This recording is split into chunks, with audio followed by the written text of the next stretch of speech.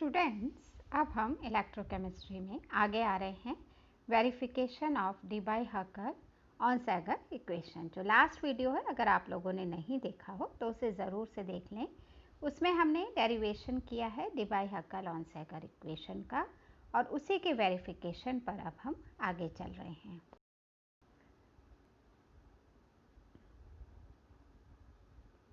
तो वेरिफिकेशन में सबसे पहले जो इक्वेशन हमने डीबाई-हकर की ली थी, उससे हम एक ग्राफ खींच रहे हैं इन बिटवीन लैम्डा इनफाइनाइट।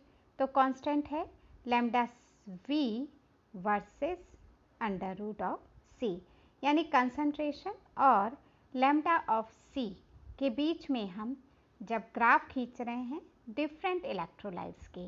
आप देखो, हमने 4 इलेक्ट्रोलाइट्स लिए हैं, HCl, KCl, AgNO3 और NaCl या सोडियम क्लोराइड। और जब हमने इनके ग्राफ खींचे तो हम देख सकते हैं कि इनमें जो है, जब कंसंट्रेशन कम है यानी कम सांद्रता पर, तो ये एक सीधी रेखा हमें प्राप्त होती है और कम सांद्रता पर इसका मतलब ऑनसैगर इक्वेशन का प्रैक्टिकली वेरिफिकेशन हो जाता है। जब अनंत तनुता ले लेते हैं, जब जीरो, तो हमने लाइन पीछे खींच दी और उस वक्त तक जीरो कंसंट्रेशन पर हम लैम्डा सी निकाल सकते हैं और वो अधिकतम होती है। डीबाई-हकर सिद्धांत में जब हम देखते हैं तो उसमें हमें कई चीज़ें अफेक्ट करती हैं और सबसे इम्पॉर्टेंट चीज़ वो है डाइलेक्ट्रिक कांस्टेंट या परावैद्युत स्थिरांक, जो कि दोनों ए और बी जो दो कांस्टेंट्स हमने लिए हैं उसमें दोनों में ये डिनोमिनेटर यानी हर में है। और इसका मतलब ये हुआ कि अगर हम पानी की बजाय कोई दूसरा विलायक लेते हैं या विलयन लेते हैं जिसका परावैद्युत स्थिरांक जल की तुलना में कम है, तो उस स्थिति में तुल्यांकी चालकता का मान सांद्रता वृद्धि के साथ तेजी से घटना चाहिए, क्योंकि इन्वर्सिबल है। तो अगर हम ये माने कि हमने अल्कोहल्स या एसीटोनाइट्राइल आदि कम परावैद्युतांक स्थिरांक, यानी हमने कैसे तरह के सॉल्वेंट्स लिए हैं, ऑर्गेनिक सॉल्वेंट्स लिए हैं, तो उस स्थिति में तुल्यांकी चालकता का मान वास्तव में भी घटता है। तो इक्वेशन में और प्रैक्टिकली जो हमारे पास रिजल्ट्स आ रहे थे वो बहुत हद तक एक दूसरे को वेरीफाई कर रहे हैं। अगर हम लेते हैं यूनिवैलेंट यानी एक संयोजी विद्युत अपघटय, और उसमें किस तरह का डिसोसिएशन हो रहा है, AB gives A plus B minus. उससे पहले हम देखें कि हमारा नया टॉपिक शुरू हो रहा है activity and activity coefficient. Activity मतलब सक्रियता और सक्रियता गुणांक। तो हमने एक सिंपल इलेक्ट्रोलाइट ले लिया, AB gives A plus B minus. Equilibrium पर तो K बराबर A plus B minus upon AB। किसके अनुसार ले लिया हमने, द्रव्य अनुपाती क्रिया के नियम के अनुसार या लॉ ऑफ मास एक्शन के अनुसार। अब सामान्यतः हम क्या लेते हैं, कंसंट्रेशन लेते हैं मोलर सांद्रता के रूप में। तो K किसके बराबर हो जाएगा, Ca प्लस, यानी concentration of A ions multiplied by concentration of B ions and divided by concentration of electrolyte। तो Ca plus Cb minus और Cab ये क्या हो गई, A plus ions, B minus ions और AB ions की molar concentrations हैं। अब जब इस इक्वेशन से कैलकुलेट करते हैं तो K क्या होना चाहिए, कांस्टेंट आना चाहिए, क्योंकि ये स्थिरांक है। पर K का मान स्थिर नहीं आता है, बल्कि होता क्या है, जैसे जैसे हम कंसंट्रेशन बढ़ाते हैं ऐसे ऐसे K का मान भी बढ़ता चला जाता है। और K के मान क्यों बढ़ते हैं, क्योंकि कंसंट्रेशन बढ़ाने के फलस्वरूप होता क्या है, धनायन और ऋण आयन के बीच में इंटरमॉलिक्यूलर अट्रैक्शन हो जाता है, अंतर आयनिक आकर्षण बल। और इस अंतर आयनिक आकर्षण बल के कारण विद्युत अपघटय का विलयन एक अलग तरह का व्यवहार करता है और उसकी वजह से इनकी सांद्रता वास्तविक सांद्रता से कम हो जाती है। क्योंकि मूवमेंट कम हो जाता है, आयंस के बीच में आकर्षण बढ़ गया, तो आकर्षण बढ़ने के फलस्वरूप इनकी वास्तविक सांद्रता कम हो जाती है। जब विद्युत अपघट्य विलयन की प्रभावी सांद्रता उसकी वास्तविक सांद्रता से कम हो जाती है, मतलब जो हम प्रैक्टिकली देख रहे हैं उसको हमने लिखा इफेक्टिव कंसंट्रेशन, प्रभावी सांद्रता। जबकि जिसका विलयन हमने बनाया था वो वास्तविक सांद्रता थी, तो इफेक्टिव कंसंट्रेशन उसकी ओरिजिनल या वास्तविक सांद्रता से कम हो जाती है। और लुईस के अनुसार तो जो इफेक्टिव कंसंट्रेशन है हमने उसको एक नया शब्द कहा, सक्रियता। तो हम कह सकते हैं कि अब हम ऊपर की जो इक्वेशन है जिसमें हमने Ca प्लस Cb माइनस लिखा है, उसमें हम सांद्रता के स्थान पर सक्रियता का प्रयोग करते हैं। तो K हो जाएगा A of A plus into A of B minus upon AB, यानी A प्लस क्या है, सक्रियता ऑफ A आयंस, सक्रियता ऑफ B आयंस और सक्रियता ऑफ विद्युत अपघट्य। जब हम इस समीकरण से K का मान ज्ञात करते हैं तो ये बिल्कुल स्थिर आते हैं। तो अब हम रिलेशन निकालना होगा हमें इफेक्टिव कंसंट्रेशन और एक्चुअल कंसंट्रेशन के बीच में। तो क्या होता है, activity is equals to F upon F into C। Activity क्या है, इफेक्टिव कंसंट्रेशन, C क्या है, वास्तविक सांद्रता। तो हम लिखते हैं A बराबर F इंटू C, जहाँ F क्या है, एक्टिविटी कोफिशिएंट या सक्रियता गुणांक है। अगर सक्रियता गुणांक की वैल्यू निकालनी हो तो हम निकाल सकते हैं F बराबर A अपॉन C, यानी सक्रियता गुणांक जो है वो सक्रियता और वास्तविक सांद्रता का एक अनुपात है। और अगर हमने सांद्रता को मोलरता की जगह मोललता में लिया है, यानी मोल पर 1000 ग्राम्स, तो उस स्थिति में हम लिखेंगे gamma is equals to A upon M।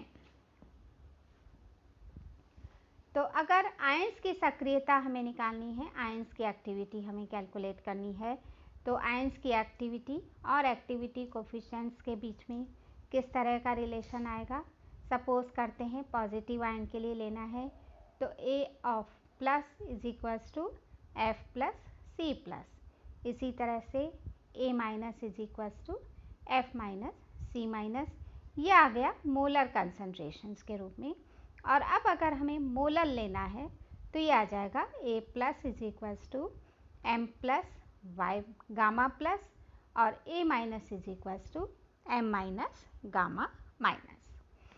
जैसे जैसे हम वॉल्यूम बढ़ाते जाते हैं, सॉल्यूशंस को हमने डाइल्यूट करना शुरू किया, तो फिर क्या होगा, ऋण आयंस और धनायन के बीच में जो इंटर आयनिक अट्रैक्शन है यानी अंतर आयनिक आकर्षण बल है वो कम हो जाता है। और जब ये आकर्षण बल कम होते हैं तो F का मान 1 की ओर बढ़ता है, यानी F का मान नियरली 1 हो जाता है। और जब F 1 के बराबर हो जाता है तो उस स्थिति में सक्रियता और सांद्रता एक समान हो जाती हैं, या F भी F और गामा एक समान हो जाते हैं। तो उस स्थिति में हम वास्तविक सांद्रता और प्रभावी सांद्रता के बीच में कोई अंतर नहीं होता जब विलयन तनु होता है। पर जब विलयन सांद्र होते हैं तो उस स्थिति में वास्तविक सांद्रता और प्रभावी सांद्रता के बीच अंतर होता है और हम सांद्रता की बजाय सक्रियता का इस्तेमाल करते हैं।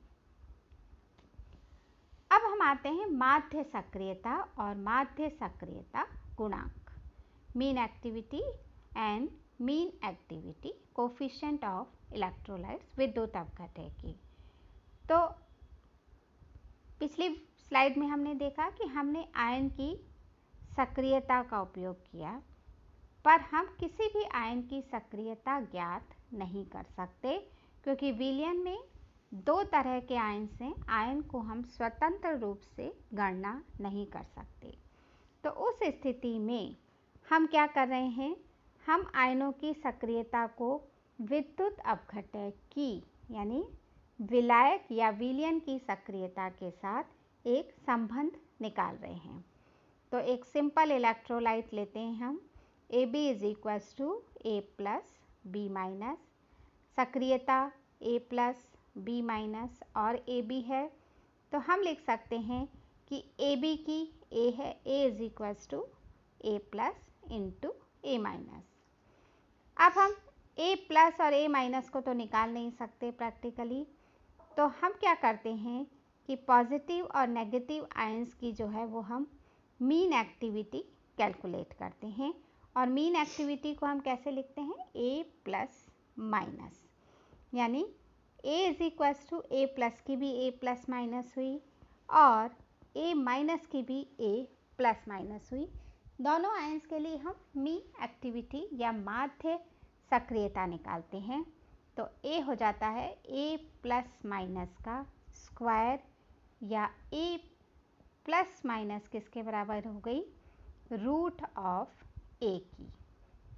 यानी मीन एक्टिविटी अगर हमें निकालनी है तो हम हमारे विद्युत अपघटय की जो सक्रियता है उसका रूट ले लें, वर्गमूल ले लें, तो हमें मीन एक्टिविटी या माध्य सक्रियता पता चल जाएगी। क्योंकि विद्युत अपघटय की सक्रियता हमें पता है क्योंकि हमने ली है, और आयनों की मीन एक्टिविटी का मान हम A के द्वारा प्राप्त कर सकते हैं।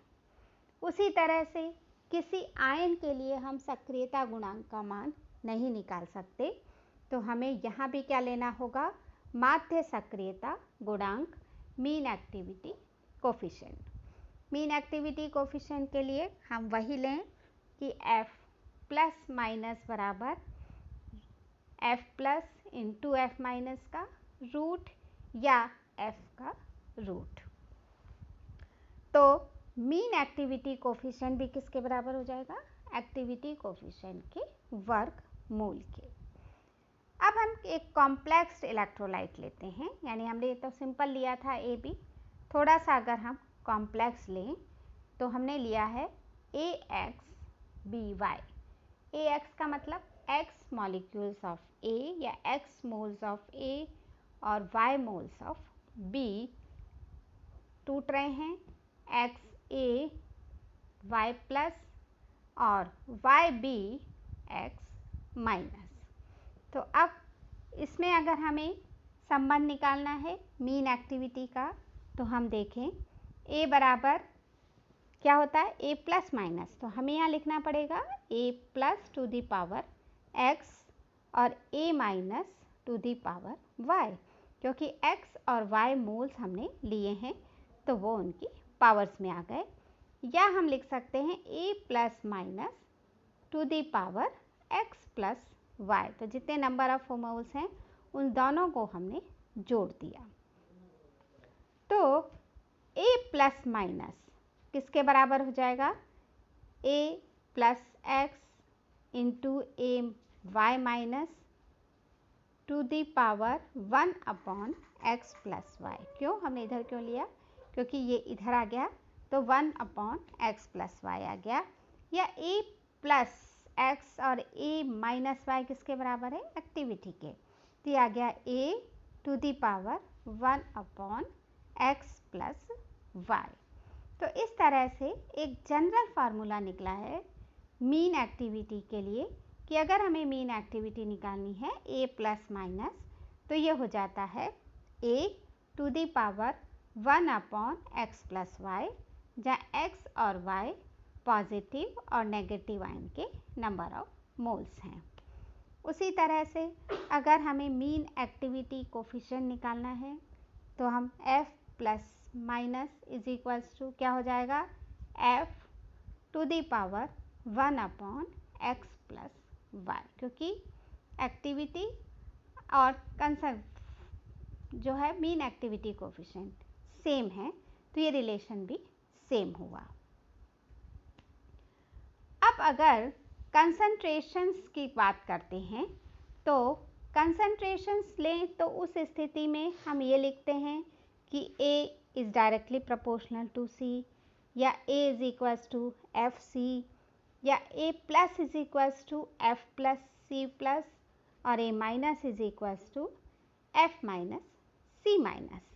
तो उस स्थिति में हम A प्लस माइनस की जगह अगर वैल्यू पुट करते हैं, पुरानी इक्वेशन में हमने वैल्यू पुट करी, तो A plus minus is equals to क्या है, A प्लस, तो हमने लिखा F to the power x plus C to the power x plus, ये तो हो गए प्लस के। फिर मल्टीप्लाई किया F minus to the power y, C minus to the power y, bracket बंद करके बाहर 1/x प्लस y। ठीक है, अब हमने इनको सिंप्लीफाई किया तो हमने एक्टिविटी कोफिशिएंट्स को एक साथ ले आए, कंसंट्रेशंस को एक साथ ले लिया, तो ये आ गया Fx प्लस Fy माइनस और to the power 1/x plus y multiplied by C plus to the power x, C minus to the power y, और फिर होल 1/x प्लस y। अब हम जानते हैं कि f प्लस माइनस किसके बराबर है, f plus x, f minus y to the power 1/x plus y। तो हमने इसको रिप्लेस कर दिया f प्लस माइनस से, और फिर आया f प्लस माइनस, रिमेनिंग चीज एज इट इज़ है in terms of concentration, c plus to the power x, c minus to the power y, whole 1/x plus y। अगर electrolytes की concentration C है, ठीक है, कोई भी इलेक्ट्रोलाइट हमने डिसॉल्व किया और उसकी विलयन में कंसंट्रेशन C है, तो हम लिख सकते हैं C प्लस किसके है, x C, C minus y C। तो हमने C प्लस और C माइनस को रिप्लेस किया x C y C से, तो ये A plus minus F plus minus, फिर C प्लस की जगह हमने लिखा x C to the power x, y C to the power y, और फिर होल 1/x प्लस y। अब क्या कर रहे हैं, खोल देते हैं, x to the power x, c to the power x, फिर y to the power y, c to the power y, और 1/x प्लस y, जो बाहर कॉमन चल रहा है। अब कंसंट्रेशन की टर्म को हम बाहर ले आए, क्योंकि हम जानते हैं कि C बराबर Cx इंटू CY, तो ये बाहर आ गया। सिंपल सी चीज़ अंदर ब्रैकेट में बची, x to the power x into Y to the power y, ये क्या है, नंबर ऑफ मोल्स, और साथ में मल्टीप्लाई हुए mean activity coefficient F plus minus into C to the power 1/x plus y।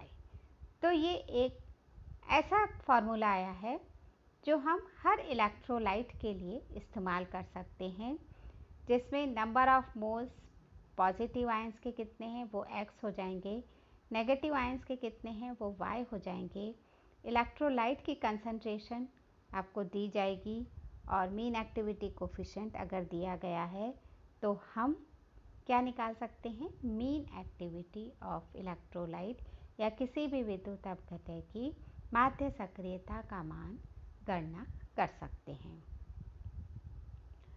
Relation between mean activity and mean activity coefficient. अब हम यहाँ देख रहे हैं जो हमने लास्ट में निकाला था कि A C X to the power X into Y to the power Y 1/x plus Y is equals to, ये आ गया C प्लस माइनस। अब रिलेशन निकालना है तो A plus minus is equals to F plus minus C plus minus, ये mean activities हैं। अब F किसके बराबर हो जाएगा, एक्टिविटी और कंसंट्रेशन के अनुपात के, तो ये हो गया A plus minus upon C plus minus. C plus minus की वैल्यू पुट कर देते हैं जो हमने ऊपर इक्वेशन से निकाली है, तो ये हो गया A plus minus upon C, x की पावर x, y की power y, whole 1/x plus y। तो ये आया विलयन की माध्य मोलरता या mean molarity of any solution. अगर हम मोललता में काम ले रहे हैं तो बहुत सिंपल सा चेंज होगा कि हम कंसंट्रेशन की जगह क्या लेंगे, m, यानी C को हम रिप्लेस करेंगे m से और F रिप्लेस होगा गामा से। तो gamma plus minus is equals to A plus minus upon m plus minus, और this is equals to A plus minus upon m multiplied by x to the power x, y to the power y whole 1 upon x plus y, और m plus minus को हम क्या कहते हैं, mean molality. तो इस तरह से हम मोलैरिटी और मोलैलिटी दोनों रूप में हम एक्टिविटी की गणना कर सकते हैं। एक सिंपल सा न्यूमेरिकल है, उस एग्जाम्पल से भी आप समझ सकते हैं कि हमने पोटेशियम फेरोसाइनाइड है, पोटेशियम फेरोसाइनाइड का मीन एक्टिविटी कोफिशिएंट आपको दिया गया है 0.570, कंसंट्रेशन भी m 0.01 m यानी मोलरता दी गई है। अब आपको निकालवाना है, मीन मोलैरिटी निकालनी है, मीन आयनिक एक्टिविटी निकालनी है और इलेक्ट्रोलाइट का एक्टिविटी निकालनी है। तो सबसे पहले हम क्या निकालेंगे, x हम देख रहे हैं 3 है, पोटेशियम के 3 आयन्स हैं और साइनाइड का 1 आयन है। तो x हो गया 3, y हो गए 1, कंसंट्रेशन निकाली हमने। तो C plus minus is equal to x to the power x यानी 3 की पावर 3, y की पावर y यानी 1 की पावर 1, फिर 1 अपॉन 3 प्लस 1 इंटू कितना है 0.01 सॉल्यूशन। तो इसको जब हमने सिंप्लीफाई किया तो ये मीन मोलैरिटी आई 0.02279। अब मीन एक्टिविटी निकालनी है तो A plus minus is equals to F plus minus into C plus minus. F plus minus आपको दिया हुआ है 0.570, C प्लस माइनस आपने कैलकुलेट कर लिया और उससे हमारी मीन एक्टिविटी भी आ गई। अब इलेक्ट्रोलाइट की एक्टिविटी निकालनी है यानी A, तो A is equals to A plus minus to the power x plus y. तो कर उसको सिंप्लीफाई किया तो जो A प्लस माइनस की वैल्यू है और टू द पावर 4, तो ये हमारी वैल्यू आ गई 2.849 इंटू 10 टू द पावर 8। तो इस तरह से सिंपल न्यूमेरिकल्स के द्वारा यहाँ हमने 3 कैलकुलेट किए हैं। जब आधे नंबर का होगा तो कोई एक चीज़ कैलकुलेट कराई जाएगी, जब 2 होंगे 2 नंबर का होगा तो आपको 3 से 4 चीज़ें कैलकुलेट कराई जा सकती हैं। तो ये रिलेशंस जो हैं वो एक दूसरे में इम्पॉर्टेंट हैं। साथ ही साथ आपको ये भी ध्यान रखना है कि हमको मोलैरिटी दी है कि मोलैलिटी दी है। तो ये जो है था इलेक्ट्रोलाइट्स की एक्टिविटी और कंसंट्रेशन के बीच एक रिलेशन।